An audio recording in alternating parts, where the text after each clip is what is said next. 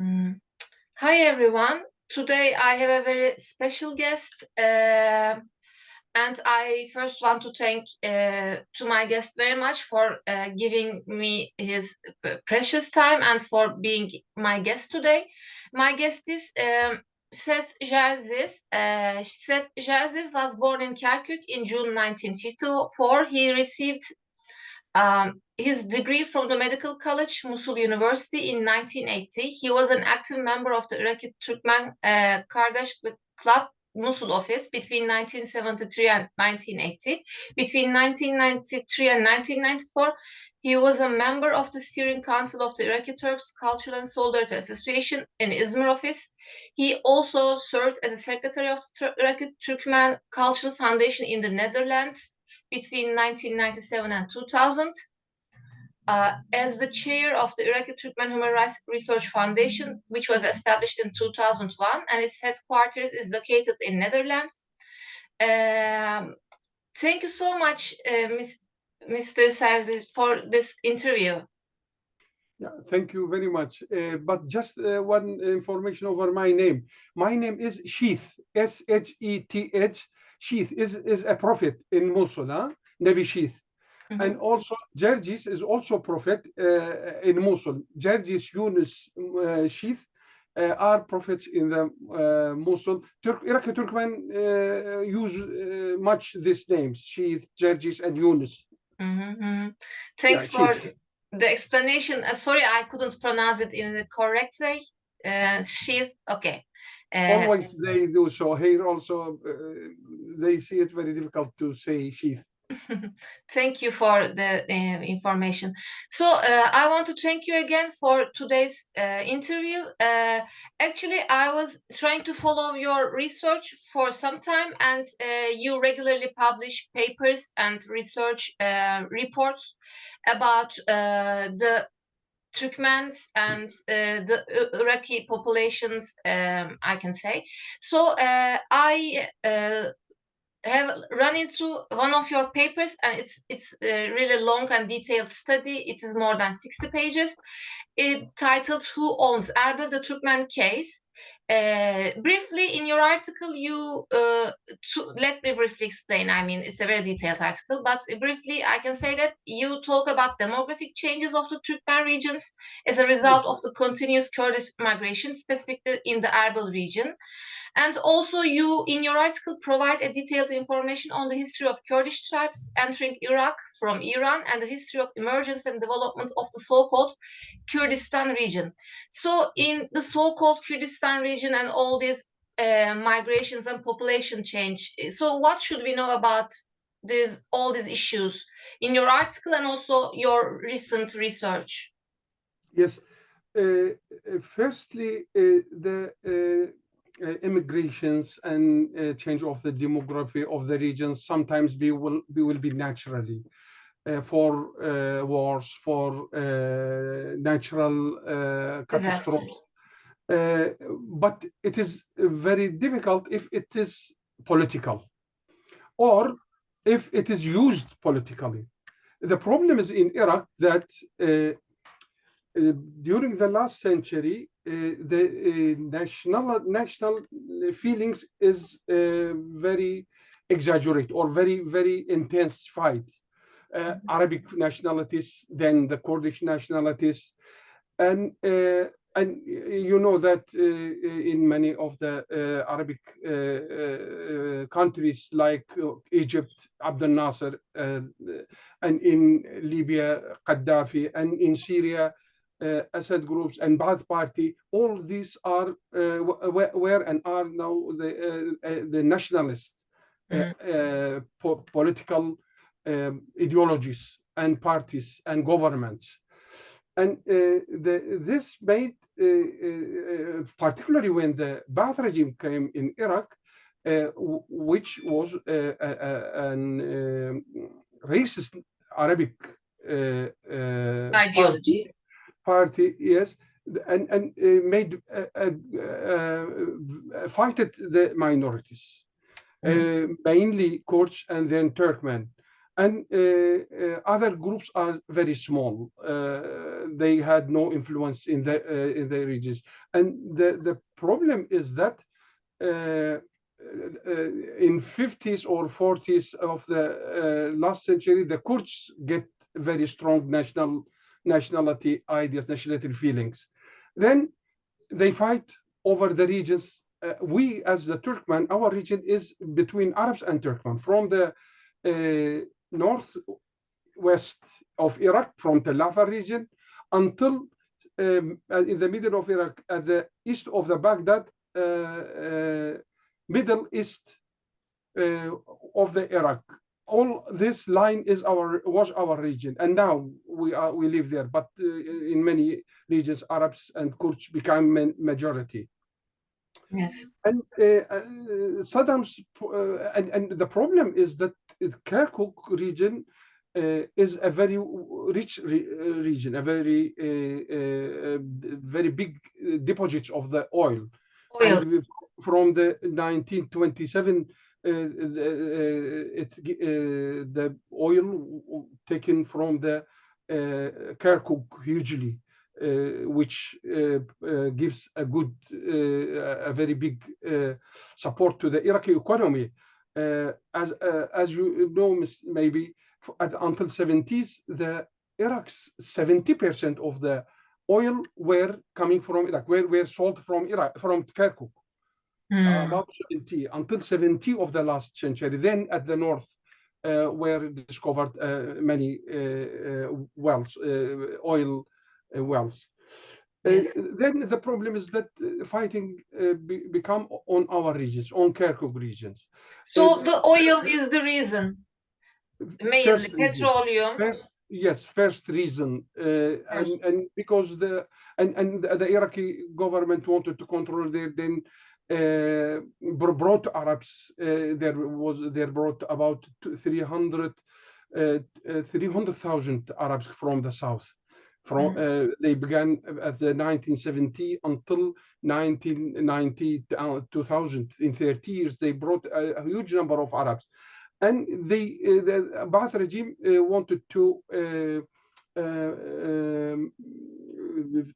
bring the Kurds and Arab and Turkmen out of the mainly Kurds, and because the Kurds were fighting the government, from the region. That made our region exposed to demographic change. But let us to come to the Erbil region. Yes. The problem is that the Kurds claims that all of the north of Iraq that it is a historical Kurdish regions. That is the problem, and because there is very little information about the north of Iraq, and I can say all the publications of the Western academic centers or Western research centers are how I can say are talking only about Kurds, and sometimes considered most of the regions from the Turkmen regions and Christian regions, Yazidi regions, other regions as a Kurdish historical regions. Therefore, I think my article will when will be read it in by European or American researchers, they will think that they missed something, because the Kurdish arrival to Iraq is not very old, or the north of Iraq is not the historical region of the Kurds. It is very clear. Any simple look to the history, to the books or to the travelers' books and other things, it is very well known that the north of the Kurdish presence in the north of Iraq is not very old. Very old, but the researchers think that it is an old presence. But there is also research says that, like McDowell, he has a very good book, The Modern History of the Kurds. He openly says there that the Kurds until before 100 years was at the far east, northeast of Iraq, at the boundaries of the Iran. There is many books, but the political sphere of the last century put the Kurds in the center of the discussions of the Europe. And how I can say, maybe due to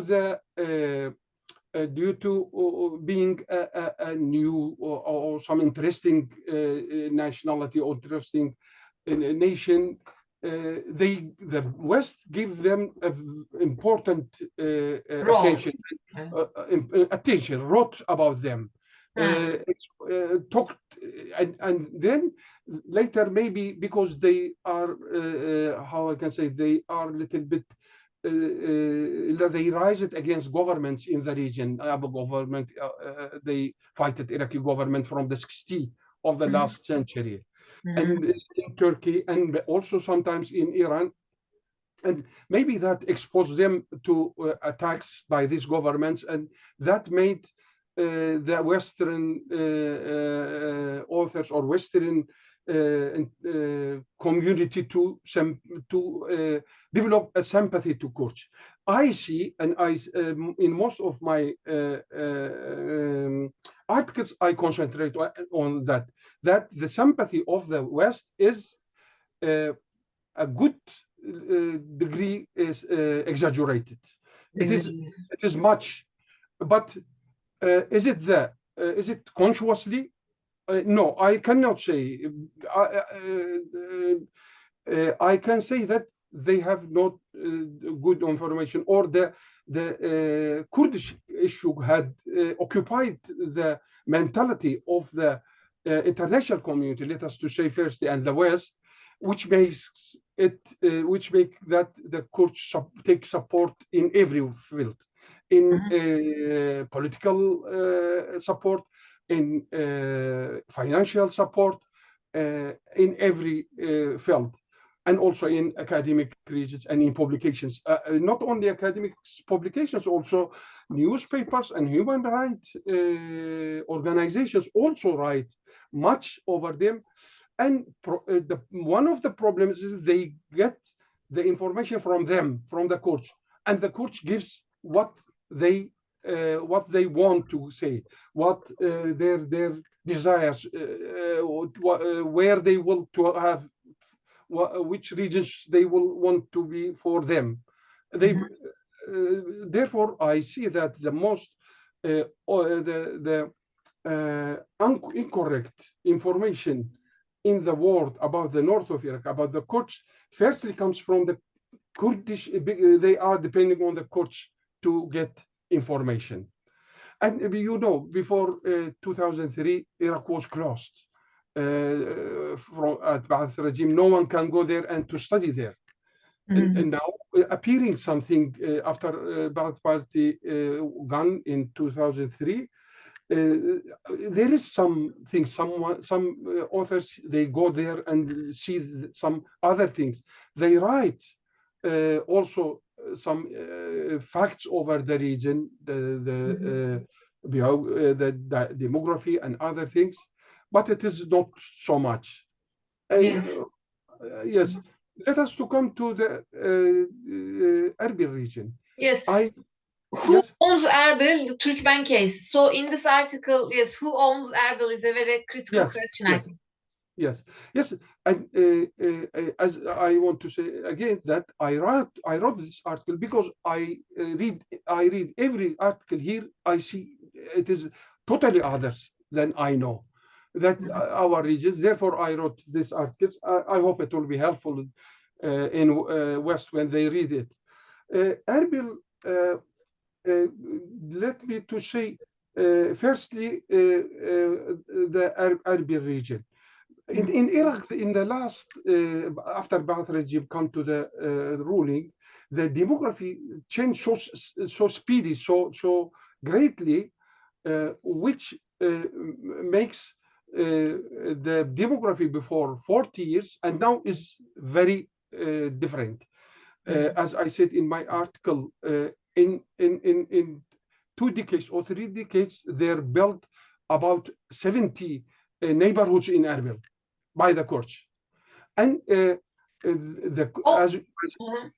Sorry. yeah, Also, the population has changed, right? From Sunni domination to Shia, or Shia domination from no, Sunni after the Iraq war. For American invasion of Iraq, did the ethnicity change also?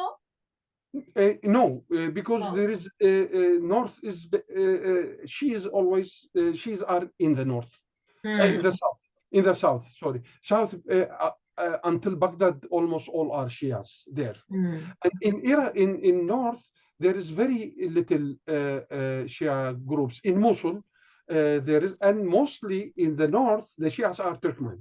Hmm. Let me to also say that Iraqi Turkmen are almost equally divided, half Shia, half Sunni. Hmm. Uh, yes, and in Erbil region, there's almost no Shia group, no Shia village or no Shia districts. And therefore, uh, as we know from also Kirkuk, I am how I can say I am of 1940 54. That means I remember in 60s or 70s how was Kirkuk and then what became there and how much Kurdish and how much Arabs came, what Saddam did there, which neighborhood Saddam built for the Arabs. Therefore, and Erbil was also so. Then this is. Let me to go to the to go back to the article. Erbil region, as I said in the article also, the Turkmen were only in the city of the Erbil, central city. Center. And, yes, and most of the even the British officers when Iraq was under control of the England, almost 90% of the Erbil was Turkmen in a century ago, let us say, of in the beginning, in the turn of the 20th century. But when we go back to the history of the Erbil, look, the north of Iraq was 1,000 years under the control of the Turkmen and Turks, let us say, Turkmen or Turks. Because you know that in 1055, the Seljuks controlled Iraq. And they came with a huge number of soldiers, their families, at Ribas. And therefore, most of the Turkmen from the Seljuk time distributed in the north of Iraq, not much north, let us to say in Kirkuk region above Baghdad. Hmm. Before the Seljuks, the Abbasids army was almost totally constituted from Turkmen. Hmm. Mu'tasim's army was uh, almost completely 40,000 Turkmen. That is said by every also Western books in this facts. And let me to go back also when the Turkmen came to the Iraq. Yes. It came in 754 by the Wali of Basra, by the governor of the Basra. Hmm. 2,000 was brought from the Bukhara. And after that, every year, almost every year, they brought some 1,000 or 2,000 every year to Iraq. And therefore, I say that after 200 years in the time of the Abbasids, the army was completely of Turkmen. Then came Seljuks. Then came Atabeks, ruled the Mosul, Erbil, and other regions. Then came Karakoyunlu. Then also Akkoyunlu ruled the region. Then came Hmm. Safavidis. Safavidis was Shia, Ismail. right? They were Shia, Safavid state. Yes, but Ismail al-Safawi was a Turkmen, and it is also said clearly said that the Ismail al-Safawi was made the Shiism from Sufi to made a political religion. Shia is done by Ismail al-Safawi, and Ismail al-Safawi's army was all Turkmen. It is very clearly said in the history, in the books.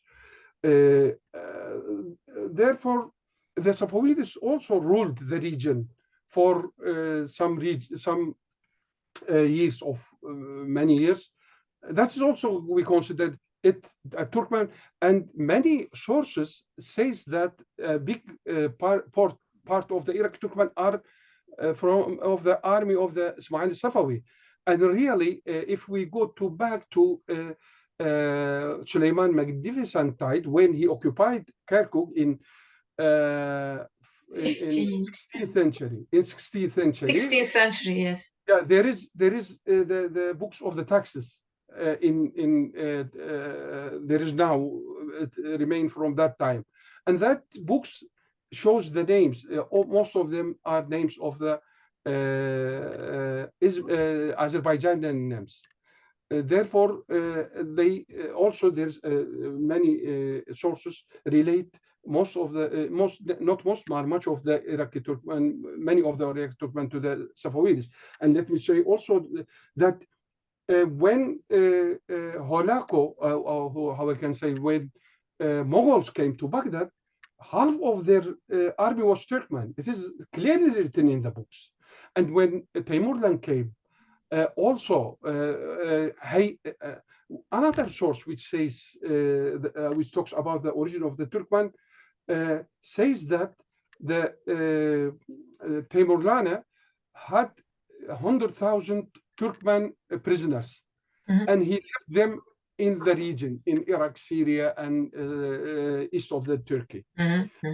Therefore, Yes. let me to go back to the Erbil. Therefore, Erbil was for centuries. There was no Kurds, no other, even no Arabs. Arabs entered to our side, to east of the Euphrates, and not Euphrates, east of the Tigris, 400 years ago, 300 or 400 years ago. Therefore, I am giving in my article also that I have also another article about when Arab reached to the region. An important article. I hope I can publish it also. Therefore, the Kurds immigrated for the reasons, most of the reasons. One of the reasons is that the Kurds remain Sunnis, strictly Sunnis. When Safawi built his army, he used them, but they remain Sunnis. But Yes. with the time, he fighted them, and most of the hello. Yes, I'm here. Sorry for there was a problem. Okay. Yes, yes. Most of the immigration of the Kurdish tribes come after Ismail Safawi got the region of got the rule in Iran. Therefore, one of the causes is that the Sunni Kurds immigrated from Iran. So it's sorry, it's a very huge amount of information. I think one video cannot be enough for such detailed Yes, study yes. and the history and emergence of the so-called Kurdish region. Kurdistan region is a very specific and important topic. So, as your final words, what would you recommend to the researchers who work about this region? Because you say that European and American, the Western researchers use some maybe distorted views. Yes. So, how can we reach proper and correct knowledge? What should we do as researchers? Yeah, yes. How I can say it is very clear when in my article I am giving almost all are how I can say Western sources. I am not giving Arabic, even not very few Arabic sources when I refer in my article. The point is that I think they should study the region carefully and directly. That will may help. But let us to say after Saddam, the Kurdish parties control the region. They also made a huge change in the demography. Therefore, as you see that in Erbil region, there appeared 70 neighborhoods, Kurdish neighborhoods. Therefore, how this can be solved? I think one solution is that a democratic Iraq. A Mhm. democratic Iraq will help everyone there. Democratic Iraq, yes. Thank you very much for your time. I'm sorry my time is limited due to my Zoom membership. Thank you again. If you, when you publish your other article, I would be really happy to listen to you and your new findings about this issue. Okay, I thank you. Thank you very much for this meeting, for this conversation, important conversation. You will send for me a copy, huh? Yes, yes, of course, I will send. Okay. Let me stop the recording, and we have some, a couple of minutes. Thanks again.